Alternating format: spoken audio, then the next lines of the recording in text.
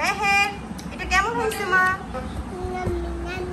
Hey everyone, আসসালামু আলাইকুম, welcome back to my channel Meher and mom blog.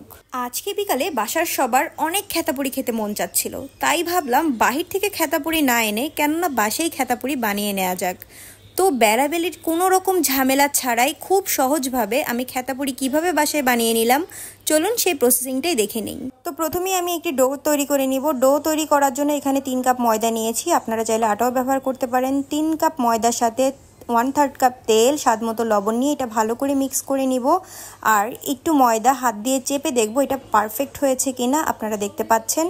এরপরে আমি অল্প অল্প করে পানি মিক্স করব আর এই ডোটা তৈরি করতে থাকবো। একেবারে সব পানি ঢেলে দেওয়া যাবে না, অল্প অল্প করে পানি মিক্স করে একটা শক্ত ডো তৈরি করতে হবে। আপনারা ভিডিওতে যেমনটি দেখতে পাচ্ছেন ঠিক এরকমই টাইট এবং শক্ত একটি ডো হবে। এটা আমি একটা সাইডে ঢাকনা দিয়ে ঢেকে রেখে দিব। এবার আমরা পুরির জন্য পুর রেডি করে নিব। এর জন্য আমি সিদ্ধ আলু আগে থেকে ম্যাশ করে রেখেছি, এর সাথে শুকনো মরিচ নিয়েছি 3টা, ধনিয়া পাতা কুচি, লবণ, পেঁয়াজ কুচি আর সাথে নিয়েছি জিরা এবং ধনিয়ার গুঁড়া। এগুলোকে খুব ভালো করে একটা একটা করে মিক্স করে নিব। নর্মালি আমরা রেগুলার যেভাবে আলুর ভর্তা করি ঠিক একইভাবে ভর্তা করব, শুধুমাত্র সাথে অ্যাড করব ধনিয়ার গুঁড়া এবং জিরার গুঁড়া। আগে থেকে যেই ডোটা আমরা তৈরি করে রেখেছিলাম সেই ডোটা থেকে এবার আমরা ছোট ছোট করে লেচি কেটে নিব। খেতাপুরি কিন্তু আকারে খুবই ছোট হয় আর পুরে ভর্তি থাকে, সেই অনুযায়ী আমরা লেচি কেটে এটাকে আঙুল দিয়ে চেপে চেপে পুরির শেপ দিব। এরপরে আমরা এটাতে আলুর ভর্তা অ্যাড করব। আলুর ভর্তা দেওয়ার পরে এটাকে ভালো করে সিল গালা করে কিন্তু আঙুল দিয়ে চেপে পুরির শেপ দিয়ে নিব। দেখুন আমার সবগুলো পুরি বানানো কমপ্লিট।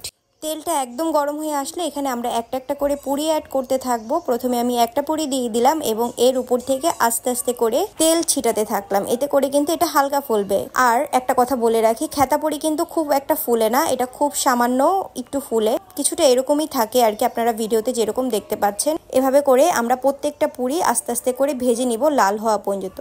একটু সময় নিয়ে পুরিগুলোকে ভাজবেন, চুলার হিট মিডিয়াম টু লো হিটে রেখে, এতে করে পুরিগুলো কিন্তু একদম পারফেক্টলি হয়ে যাবে।